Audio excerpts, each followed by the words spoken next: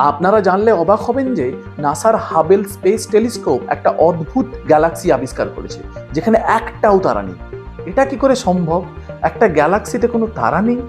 আমরা তো গ্যালাক্সি বলতে বুঝি অসংখ্য তারার ঝলক। বিজ্ঞানীরা এই অদ্ভুত জায়গাটার নাম দিয়েছেন ক্লাউড-9।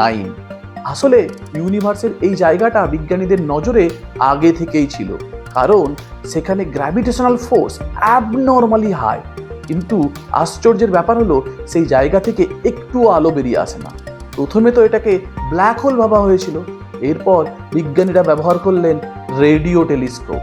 রেডিও তরঙ্গে ধরা পড়লো হাইড্রোজেন গ্যাস, কিন্তু হিসাব করে দেখা গেল এই হাইড্রোজেনের পরিমাণ সেই জায়গার গ্র্যাভিটেশনাল ফোর্সকে এক্সপ্লেন করার জন্য একদমই যথেষ্ট নয়।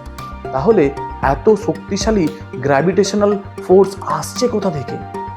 উত্তরটা অদৃশ্য কিন্তু ভীষণ শক্তিশালী। এর নাম ডার্ক ম্যাটার।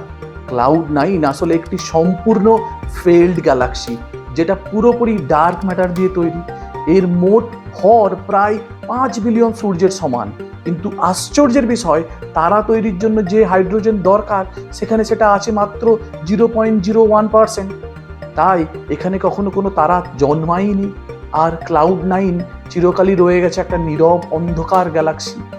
আমরা জানি মহাবিশ্বের প্রায় 95% ডার্ক ম্যাটার আর ডার্ক এনার্জি দিয়ে তৈরি, কিন্তু এখনো পর্যন্ত বিজ্ঞানীরা ডার্ক ম্যাটারের কোনো সরাসরি প্রমাণ পাননি। তবে সম্প্রতি আবিষ্কৃত ক্লাউড-9 ডার্ক ম্যাটারের একটি indirect evidence. For more science stories, like and subscribe.